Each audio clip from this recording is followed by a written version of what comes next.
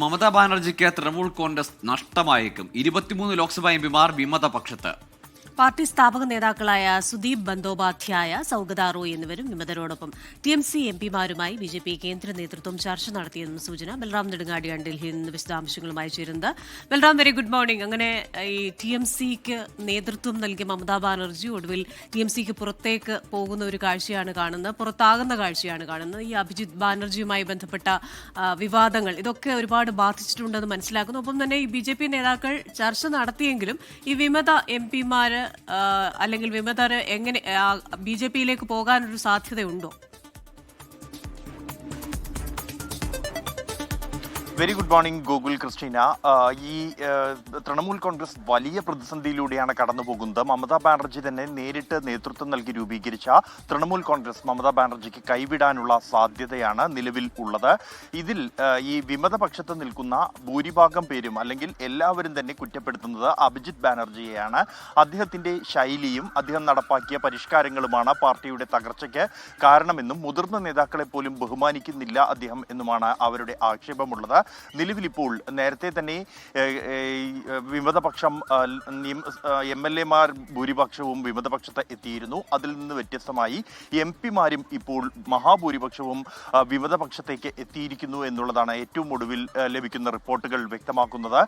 കാരണം BJP കേന്ദ്ര നേതൃത്വവുമായി MP-മാർ സമ്പർക്കത്തിൽ ഉണ്ട് എന്നും അതുമായി ബന്ധപ്പെട്ട് ചില ആശയവിനിമയങ്ങൾ ഇതിനകം തന്നെ നടന്നിട്ടുണ്ട് എന്നുമാണ് പുറത്തുവരുന്ന റിപ്പോർട്ടുകൾ.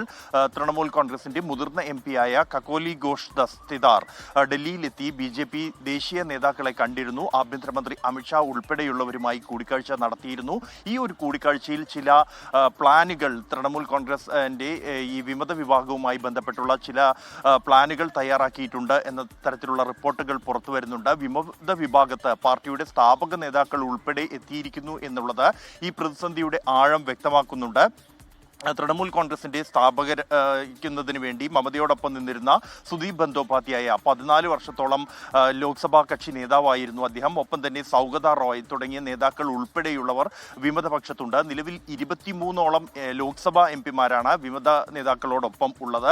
അവർ BJPയിലേക്ക് നേരിട്ട് പോകാൻ അവർ താല്പര്യപ്പെടുന്നില്ല എന്നുള്ളതാണ് നിലവിൽ ലഭിക്കുന്ന റിപ്പോർട്ടുകൾ. മറിച്ച് തൃണമൂൽ കോൺഗ്രസ്, യഥാർത്ഥ തൃണമൂൽ കോൺഗ്രസ് തങ്ങളാണ് എന്ന നിലയിൽ തൃണമൂൽ കോൺഗ്രസ് തന്നെയായിരുന്ന BJPയെ ആവശ്യഘട്ടത്തിൽ സഹായിക്കുക, പാർലമെന്റിലാണെങ്കിൽ പുറമെ നിന്ന് പിന്തുണ ഉറപ്പാക്കുക, നിർണായക ഘട്ടങ്ങളിൽ ബില്ലുകൾക്കും മറ്റും വോട്ട് ചെയ്യാവുന്ന ഒരു ബ്ലോക്കാക്കി മാറ്റുക എന്നുള്ളതാണ് BJP ലക്ഷ്യം വെക്കുന്നത്. അതിനുവേണ്ടിയുള്ള തയ്യാറെടുപ്പ് തന്നെയാണ്. ഈ വിമത വിഭാഗത്തെ സംബന്ധിച്ചിടത്തോളം തങ്ങൾ തൃണമൂൽ കോൺഗ്രസ് വിടുന്നില്ല, തങ്ങളാണ് യഥാർത്ഥ തൃണമൂൽ കോൺഗ്രസ് എന്നും മമതാ ബാനർജിക്ക് തങ്ങളോടൊപ്പം നിൽക്കാം, മമതാ ബാനർജിയാണ് തങ്ങളുടെ നേതാവ്, അതേസമയം അഭിജിത്തിനെ യാതൊരു തരത്തിലും അംഗീകരിക്കാൻ കഴിയില്ല എന്ന നിലപാടുമാണ്. എന്തായാലും അനുനയ ശ്രമങ്ങൾ നടക്കുന്നുണ്ട് മമതാ ബാനർജിയുടെ ഭാഗത്തു നിന്നും. അതേസമയം BJP ദേശീയ നേതൃത്വവും നിരന്തരം ഈ MP-മാരുമായി ബന്ധപ്പെടുന്നുണ്ട് എന്നാണ് പുറത്തുവരുന്ന റിപ്പോർട്ടുകൾ.